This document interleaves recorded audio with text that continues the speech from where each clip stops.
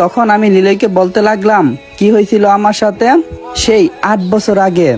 আমি নিলয়কে সব ঘটনাগুলো বললাম। আমার ঘটনা শুনে নিলয় বলল, ছি, তোর ভাবি তোর সাথে এমন কাজটা করছে, ও কাজটা কিন্তু ঠিক করে নাই। আমি কালকেই তোর বাসায় গিয়ে তোদের পরিবারের সবাইকে সব সত্যি কথা বলে আসব। সাথে সাথে নিলয়কে বাধা দিয়ে বললাম, আমার জীবন থাকতে তুই কখনো এসব কথা তাদেরকে বলবি না। নিলয় কিছুটা অবাক হয়ে বলল, কিন্তু কেন? আমি বললাম, তাদেরকে এখন কোনো কথা বলে লাভ হবে না। তাদের ছাড়াই আমি চলতে শিখে গেছি, নিজের পায়ে দাঁড়িয়েছি, এখন তাদের কোনো দরকার নেই।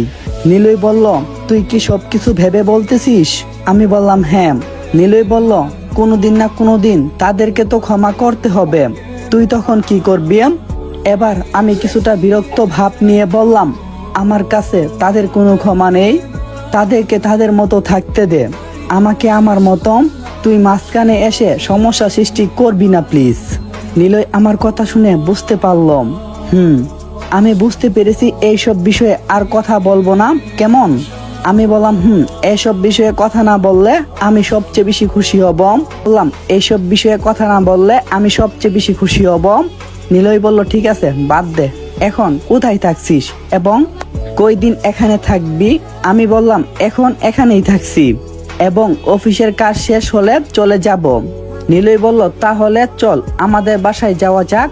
আমি বললাম, না, এখন কারো বাসায় যাব না, বাসায় গিয়ে ঘুমাবো, অনেকটা রাস্তা হেঁটে এসেছি, তাই ভালো লাগছে না।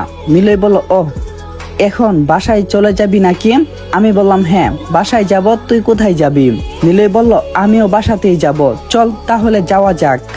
তারপর আমি আর নিলয় একসাথে হাঁটতে লাগলাম। নিলয়ের বাসা আমাদের বাসার পাশেই, তাই আমি ওর সাথেই যাচ্ছি।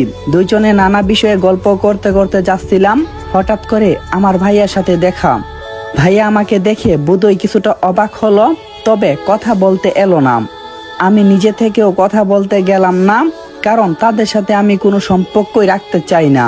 আমি জানি না কেন আমার সাথে এরকম হয়, যতই ওদেরকে ভুলে থাকতে চাই ততই যেন নানা কারণে ওদের কথা মনে পড়ে। আজকে আমার কোনো ইচ্ছে নেই তাদের সাথে কথা বলার, কিন্তু ভাইয়ার মুখ দেখে বুঝতে পারছিলাম সে আমাকে অনেক কিছুই বলতে চাই, কিন্তু কি ভেবে যেন সেটা বলল না। ভাইয়া চলে যাওয়ার পর নিলয় আমাকে বলে উঠল, তোর ভাইয়ার সাথে কথা বলবি না? আমি বললাম, তোকে তো বললাম ওদের সাথে আমি কথা বলতে চাই না, তাহলে কেন ওদের কথা বারবার আমাকে বলছিস? নিলয় বলল, তোর ভাইকেও দেখে মনে হলো তোকে যেন কি একটা বলতে চেয়েছিল কিন্তু বলিনি। আমি বললাম,